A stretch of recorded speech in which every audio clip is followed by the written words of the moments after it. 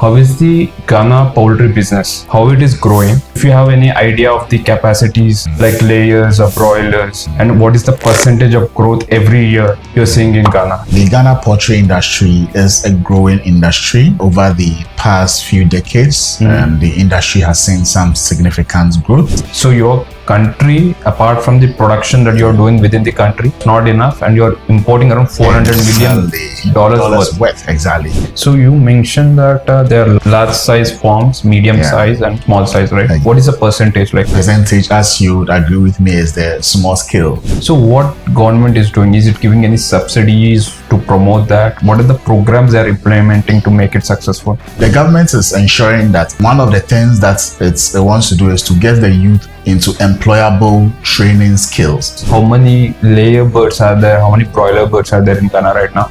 There are close to 10 million birds or more. What are the major challenges in terms of diseases that currently Ghana is facing in layers or broilers? I think one of the most prevalent diseases that the country is faced with has to do with Newcastle disease, the gumboro, avian flu. Just a question. Now, Are we importing eggs also, or within country it is self-sufficient? It is quite a dicey question because we do get information of our neighbors like Ivory Coast, Nigeria bringing in eggs. So what are the measures right now the government has taken?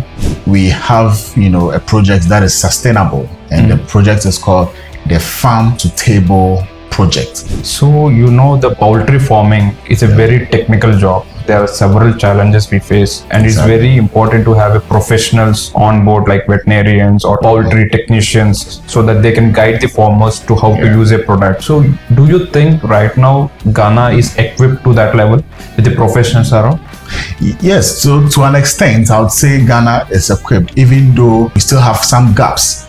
So what are the breeds mainly used in Ghana? What are the different types of breeds, and which breed is having more market share? The Ghanaian market, accepts a wide range of breeds. So the Lowman Classic, Lowman Gold, the Highline breeds, ISA breeds. As for the farmer's mindset or the market mindset, is like they're very focused on premix. That's 100% most important, and concentrates and all. And they're trying to fulfill all the needs through this. Primarily, what the farmers want to achieve is to minimize cost. Is the vaccination practices are being followed in Ghana? To be honest with you, no. Why Ghana is so expensive? I wouldn't say Ghana is expensive. Charles, how are you? Fine, thank you. How are you too? I'm doing great, thank you. And thanks for the warm welcome to us in Ghana. You're welcome. Yeah. You're welcome. So Charles, your company is very big in manufacturing of feed. Exactly. Apart from poultry feed, your company is also doing the agro commodity businesses. Exactly. And I just want to understand how is the Ghana poultry business, how it is growing, and what is the current, if you have any idea of the capacities like layers or broilers, and what is the percentage of growth every year you're seeing in Ghana? Just throw some light so that we can understand. All right. Thank you very much. The Ghana poultry industry is a growing industry. Over the past few decades, the industry has seen some significant growth in terms of the number of day-old chicks that are raised or reared in the country, as well as feed consumption also, and also the use of some animal healthcare products. We are moving from antibiotics to probiotics, and that is a good step in the right direction. The country has, over the years, seen growth from small-scale farms to medium-scale farms and to large-scale farms. Now, these categories are based on the quantum of birds that the farmers raise. Currently, the large-scale farms or commercial farms are classified as farms that have about 50,000 birds on their farms, whereas the medium-scale farms are classified as farms that have between 10,000 and then 50,000 birds. And then the medium-scale farms are usually between 500 1,000, 2,000 up to the small scale farms. Yes, so between 1,000 to about 9,000 or 10,000. Now, the industry has its own challenges. However, with a growing demand of poultry products, we are trying to close that gap. And the government is coming up with some interventions to ensure that these gaps are closed. So over the years, we've had projects like the Rearing for Food and Jobs, that is helping close the gap. We have also had the Savannah Investment Project, and that is some relief project that is set up to help close the gap, in terms of the poultry importation that we have. The country imports over $400 million of poultry products annually. And no, you are saying the poultry product means the frozen chicken. Frozen chicken.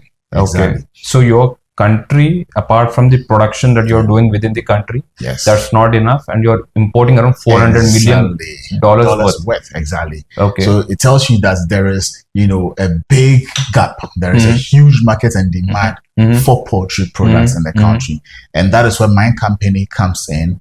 Under the leadership of Dr. Emmanuel and Dr. James, whereby we have set up, a company that is closing the gap along the entire value chain. Okay. When it comes to day-old chick supplies, when it comes to feed, supplies, quality feeds, we are talking not just Big Stars animal feed. When it comes to equipment, such as drinkers, feeders, cages, and even the construction of, poultry houses. Okay. We also have, that's in place.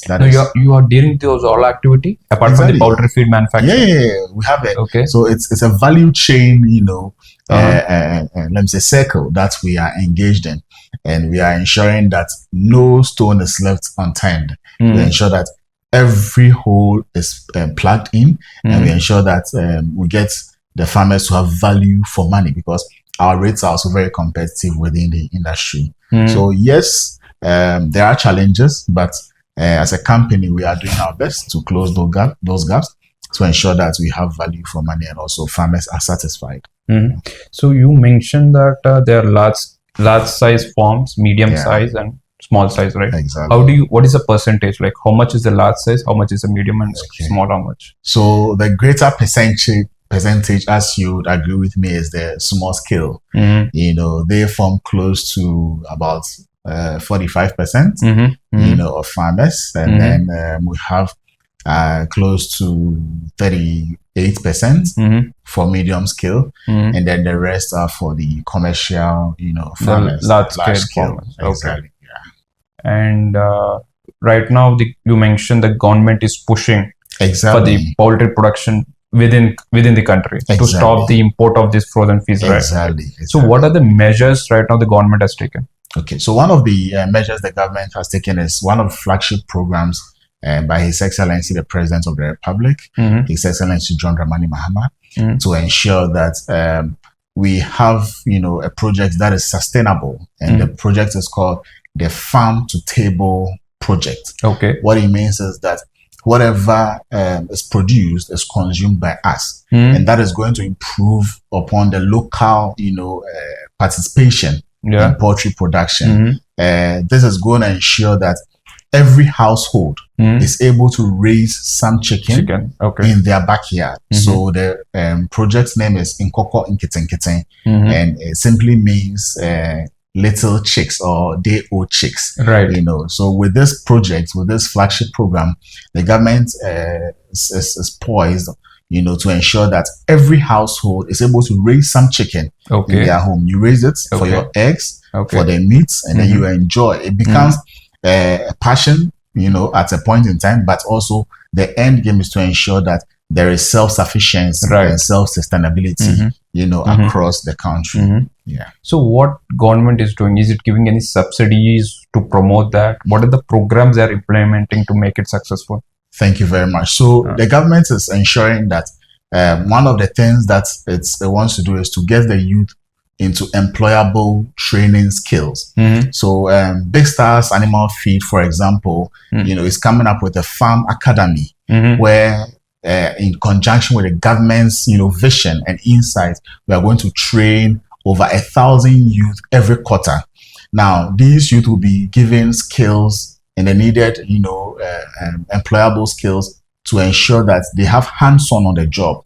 So we are going to set up, the academy such that the farmers who are already in the business would employ these young people onto their farms, let them perform the various activities that are carried out on the farm to gain the skills.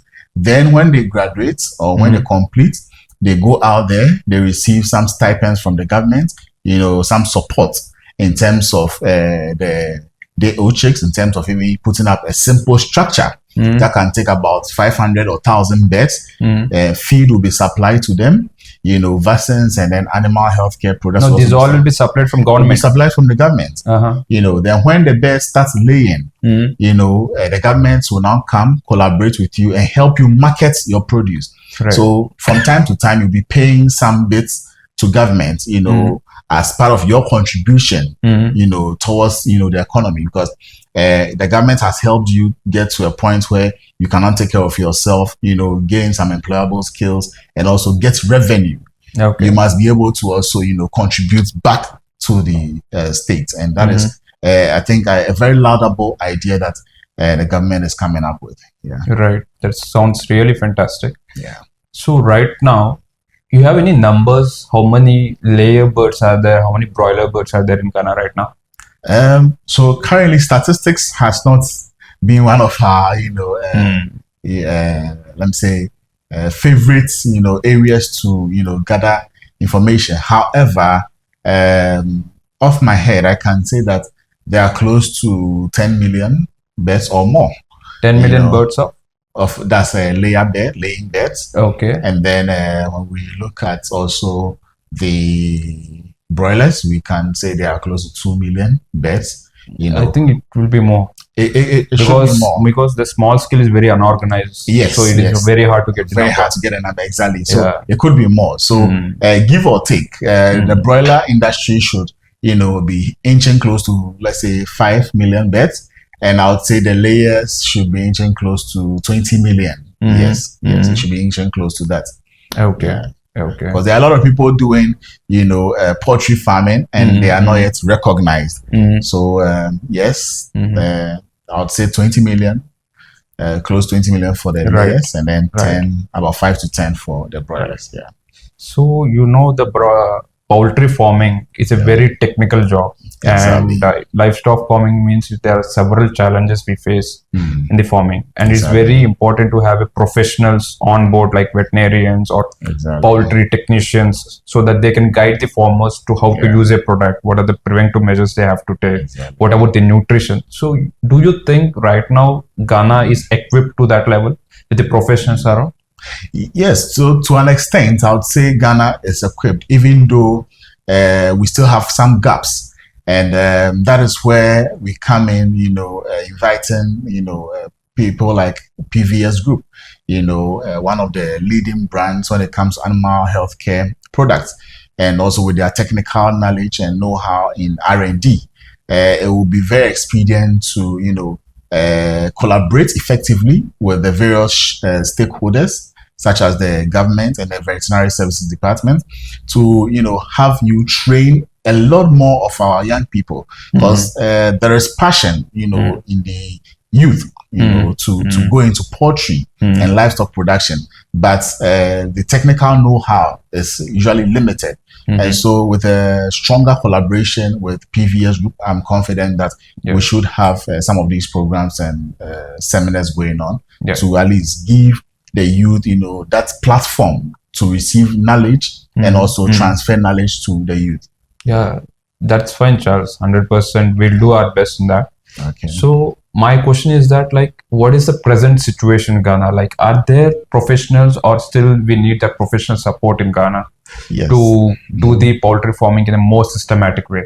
Yes. So yes, we do have them, but as I indicated, they are not enough. They are not enough. So we definitely need some more to close the gap. Yes. Yeah. Okay. And as far as the knowledge what you have in poultry farming, yes, sir. What are the major challenges that you are seeing right now in Ghana in poultry farming?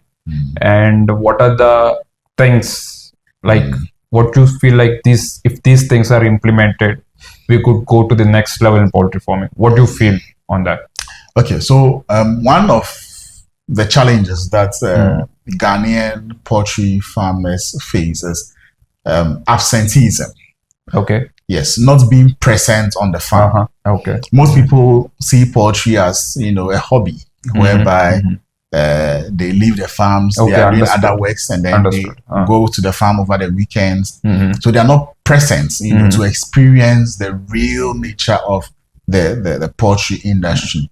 The other thing has to do with management practices. Right. So going back to the adequate personnel to understand the poultry industry and to take care of the farm, we have limited people who have that requisite knowledge and skill, hence making management of the farm very challenging. The other has to do with biosecurity, which is also very, very challenging. When you go to most of our farms, you realize that there's so much filth, the place is not well kept, and so we also experience some challenges in terms of biosecurity. The other has to do with the disease incidents, having diseases occur over and over and over again on our farms. And it's also a very serious challenge to poultry farmers in Ghana. Hence, farmers resorting to antibiotics and then mostly unorthodox means of taking care of their birds in terms of the outbreak of diseases. And so should we get a reputable company that is poised to provide quality animal health care to our Ghanaian poultry industry, I believe it's going to be a game changer, and we cannot wait for PVS Group to spread its tentacles, to also ensure that the industry is self-sufficient and also well-to-do when it comes to the use of animal healthcare products. Right. So Charles, actually, we met some people in Ghana. We have our own contacts of Indian people doing the poultry farming, and we met some distributors here. So what we understood is that the lot of products in India or many Asian or in the other markets, they use a lot of products for the poultry farming because we try to have a preventive measures rather than having the disease and using the antibiotic. Exactly. So the people, they strongly focus on nutrition. They focus on immunity enhancement. They focus on biosecurity. So these mainly concerned products are in our observations, like we didn't observe most of the products in Ghana. So as with the farmer's mindset or the market mindset is like they're very focused on premix. That's 100% most important, and concentrates and all. And they're trying to fulfill all the needs through this. So how do you see this mindset, and why the market has become in that way? So I think primarily what the farmers want to achieve is to minimize cost. So they lump up everything together, premixes, antibiotics, everything is usually lumped up. But I think we need to disabuse their minds from, putting everything together at once and then letting them focus on the issues as they come up. So when it comes to biosecurity, you address biosecurity as it is. When it comes to disease incidents or outbreak also, you address it as it is. When it comes to feed, nutrition, you also address it that way. I believe strongly that if we have, institutions that are focused on a particular issue and they deal with those issues head on, we should have a very profitable and productive industry. If not, we'll just be having knee-jerk, situations whereby one thing happens, we don't deal with it completely. We only try to manage the situation. Then before you realize it becomes a challenge. It grows up to be a full-blown challenge. However, if we are able to address the issues head on, nutrition, we tackle it 101, biosecurity 101, veterinary issues 101. I believe strongly we should have a very formidable industry, moving forward. But why the farmers are like, see, if you take all the preventive measures, getting the disease outbreak, the chances of disease outbreak is very less. and the mortality will not come, and the production peak will be they're getting, the profits will come. When they try to compromise on biosecurity or immunity enhancement or growth promoters, these all, and they just only focus on feed. Once the outbreak comes, they see the mortality, they see the drop in egg production, they see the death in the broilers and all. They're the losses they come up. Exactly. So, is government taking any kind of action to make an awareness for the farmers, to make them understand about the technicalities of poultry farming? Because without these taking care, even you scale up the production, ultimately you're not going to take out the significant amount of the chicken from the production. Exactly. I agree with you 100%. I mean, it is a challenge when every issue, especially that happens on the farm, is feed related. Oh, when someone's birds are dying, oh, it's the feed. When there's any challenge, oh, it's the feed. So everybody runs towards the feed instead of dealing with the other, issues. I think it boils down to education. Yeah. And government is trying its part, doing its best to ensure that farmers are educated through the various extension officers, that have been employed, and also the veterinarians that have also been employed. But this is not enough. I think this is where also private institutions should come in. So Big Start Animal Feed, for example, is also trying to augment government's efforts, in ensuring that we provide education. So in a month, we organize about 3 seminars. We go to a particular area, we gather the farmers around, maybe 30, 40 farmers. We train them on the new practices, new management practices within the poultry industry. And this has gone a long way. Over the past 5 to 10 years, we've been able to train over 3,000 farmers, and we are still training more. So it's something that we are very concerned about, because the end game is to ensure food security. Exactly. And so once we are able to tackle these issues head on, provide the farmers with the necessary skills, the necessary knowledge to equip them to deal with these issues, either veterinary issues, either biosecurity issues, either feed or nutrition, water management, you name it. We provide them with the necessary and requisite skills so that they can deal with these challenges on their farms. So knowledge sharing, knowledge acquisition is very, very key in this modern age.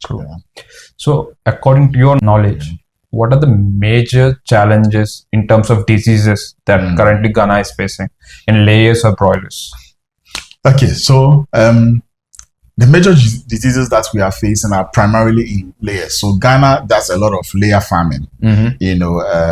Our production numbers, are more. Just a question. Now, are we importing eggs also, or within country it is self-sufficient? So it is quite a dicey question, because we do get information of our neighbors like Ivory Coast, Nigeria bringing in eggs. Okay, you're importing from neighboring countries. Yes, neighboring countries. Okay. Yes. Okay. We do hear of sometimes, some coming out from outside the country being airlifted into the country.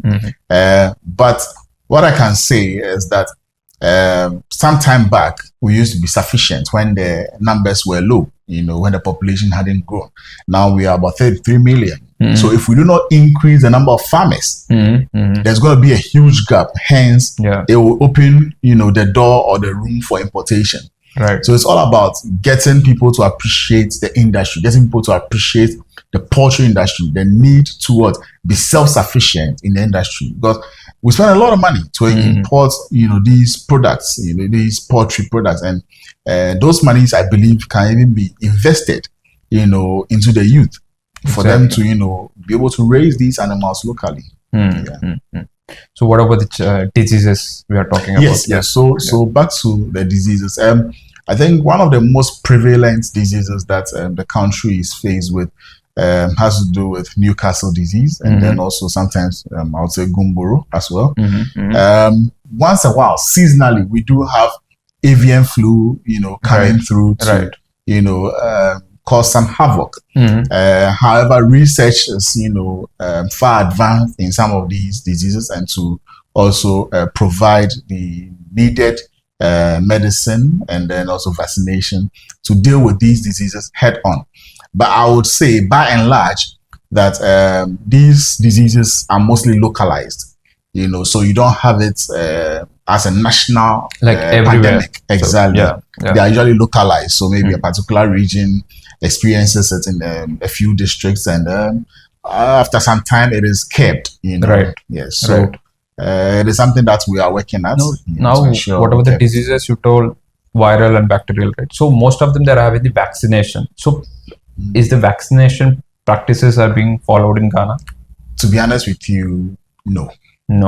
Ghana's vaccination regime, and then its implementation is quite on the low. Okay, I think only the large scale farms are following. Most of the large scale farms are doing the right thing because they are able to employ a skilled labor, and people who are advanced in knowledge, to run their farms for them. But for a small scale, medium scale, some people don't even vaccinate at all. Oh, they say, I just have about 500 bears, 1,000 bears. I mean, they'll be fine. I mean, nothing will happen to them. Yeah. Vaccination is usually a preventive measure. Exactly.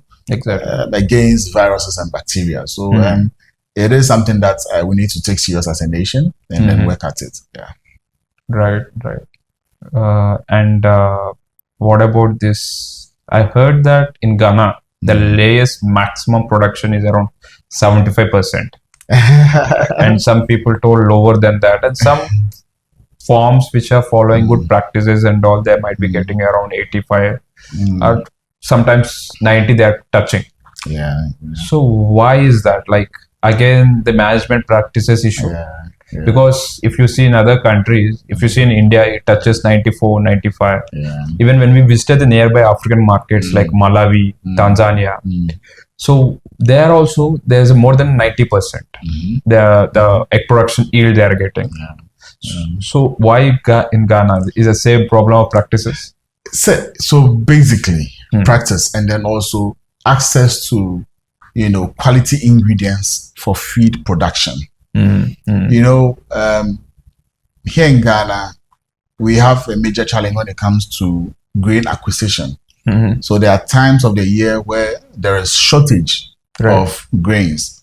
Now, if a farmer has to, find an alternative to his usual, raw material of maize, or maybe soybean meal or wheat bran or rice bran, and he has to frequently change formulation, based on raw materials available to him, it will definitely affect, the metabolism of the animals, and so it will go a long way to also affect production. So the time or cycle of laying would be prolonged, thereby causing variations in the production numbers. Also, another I think you import the feed raw materials also, no? The maize and corn and all. Yes, we do import some quantities of them, but a larger chunk actually from Ghana. Yes, especially the maize. Soybean meal, we do have a few soya processing factories that produce soybean meal, but a larger chunk of it is also imported into the country. Wheat, I mean, we do not produce wheat locally, but we mill wheat, and so once it's milled, bran that is obtained is also used in feed production. So there are a few sources that are not consistent, so farmers tend to change their hands from time to time, and this becomes an issue of concern. Also, quality of the breed is also another challenge.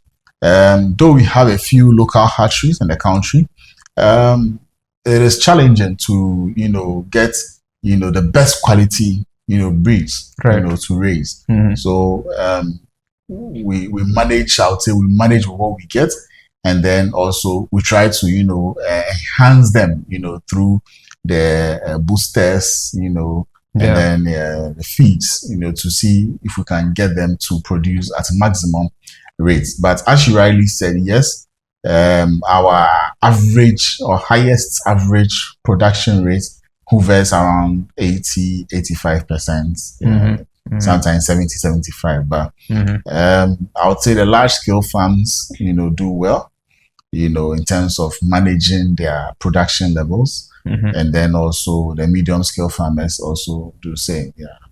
But by and large, our production levels are actually below that of our neighboring countries and even other parts of the world. Yeah, because I checked with 4-5 industry professionals in Ghana. Yeah, that's true. So everybody told the same answer, like it's around 75 or something. If the farmers get the right awareness of using these biosecurity, immunity products, and the growth promoter products, really the mortalities and the production, whatever that they have to get to the flock, if they get it, means there'll be more profits, of course, instead of compromising on the real healthcare products. And Charles, apart from this poultry, what is Ghana is famous for? And I know that many products Ghana export to the other countries. So can you throw some light on that?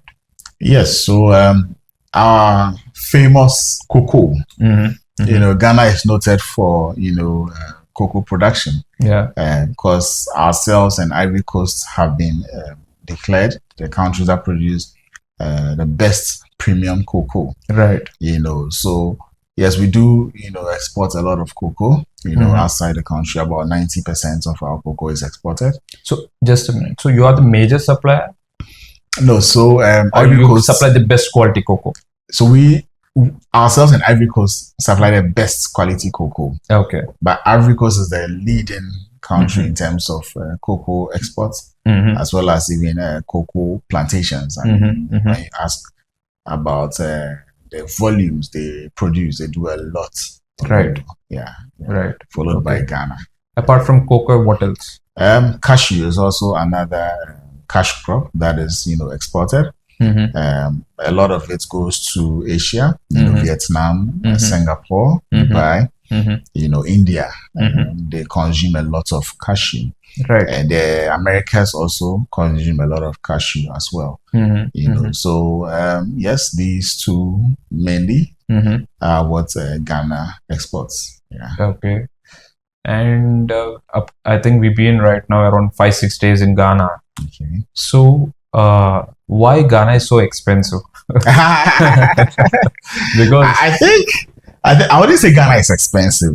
It's actually a notion people have out there that Ghana is expensive. But I would say it depends on your lifestyle. If you want a plush lifestyle, you will get an expensive place to live that life. If you want a simple life too, there are places that you will get a simple life. But by and large, it is because of the FX, forex. Our CD is struggling as compared with the dollar, so it would seem as though our country is expensive. But believe you me, we are one of the countries that has the most significant commodity, which is peace. Okay. Yes. So as you have peace in the country, money shouldn't be a problem. I mean, lifestyle, you can feel free and choose a lifestyle you want to live. Even I traveled around 7-8 countries in Africa. Even the other Africans whom I met, they told which is the best country in terms of the people, how to be nice, peaceful. They gave rank number 1 is Ghana, and then they're stating that. That's very true. That's very true. In my personal experience also, we felt really very happy to be in Ghana. Great. The people are really loving and fantastic. Wow, thank you so much. That's a very good one. I think our president should hear this and then promotes this the statements, because it's one of the things that we do not joke with as a country. We really consider people first. We are a people loving country, and we understand that I need you, you need me.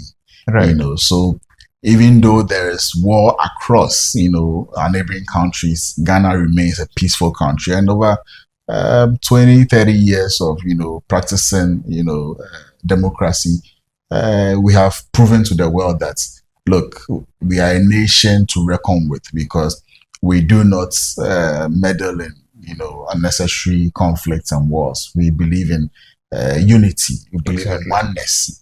So we have a proverb in Akanda says that let me say it in tree and then I'll translate it. So ukambuma embu uiba kwa na ebu. What it simply means is that broom, when you take broom, the sweeping broom, okay, have you seen that before? The local broom. When it is bound, and you try breaking it, you cannot break it. Okay. But when you take out a stick and you break it, it's so simple to break. Okay. Yeah, so unity is our hallmark as Ghanaians. Yeah. So what is the language now you spoke? Chi. Twi. Yes, that's a Ghanaian language. It's a Ghanaian language. It's the most prominent and then predominant Ghanaian language. Yeah. Your national language? No, our national language is English. Okay. English. We are an Anglophone country, but Twi is a very common language. It's a local language. It's a local language, which is common amongst everybody. Yeah. Right. In general, also people, when you speak to anybody outside, also they speak only in English, I think. The interaction ways. They speak Twi. Yeah, so the reason why most Ghanaians like to interact in English to make it easier to communicate.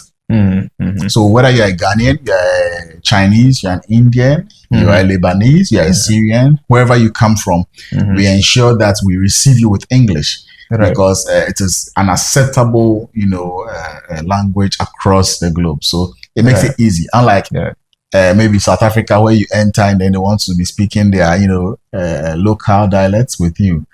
We believe that, look, once you have entered the country, regardless your race, your color, we will try and speak the English language with you to make you feel at home.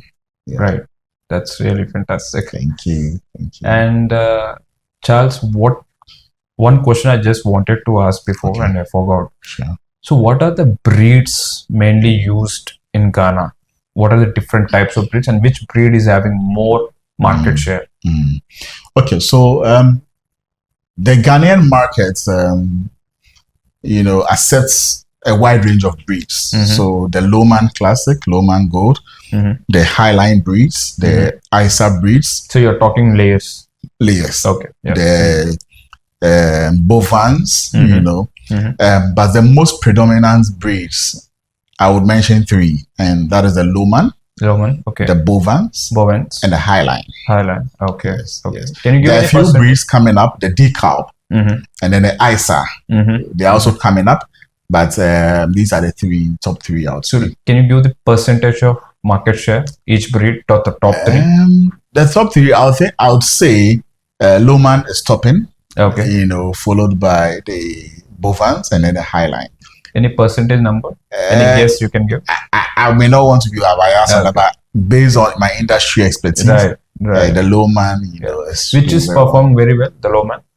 The Bovans do very well. The Bovans, and then I'll say the Highline. These are breeds that are have been in the system way back, years, and so they have acclimatized to our weather, to our conditions, and they do very well, within the tropics, where we find ourselves. Yeah. Right. Fantastic. So, you have any questions to ask? I would want to ask, how do you find Ghana, and then what are the prospects for the poultry industry from where you sit? The poultry and livestock industry, what are the prospects that you see? Do you think Ghana has a chance of becoming better at what we do? One thing is that the country is really wonderful. We really thoroughly enjoyed stay here. It's like home actually. Everything, and the peoples are really very nice. Apart from that, if you talk about the poultry industry in Ghana, I happen to interact with some of them who are very well versed with the Ghana market and all. So what I see is that there's a tremendous scope for poultry in Ghana. Because one thing what has triggered me is that I don't know that Ghana is importing around 500 million worth frozen chicken from different countries, from Brazil, from some different countries and all. That's really a great scope for Ghana to produce the chicken within your country. Exactly. 100% it increases the revenue within the country and a lot of employment. And second, the importation, which is a huge cost for the country. So that will go down. And even that's really fantastic that government is also taking the steps towards it to make it into a reality. Exactly. And one thing is that to make the poultry farming more sustainable in Ghana, the best things that farmers can do or the industry professionals can do is to introduce more number of healthcare products. Exactly. So right now, when I happen to see some the shops, what are the stocks they're maintaining and all.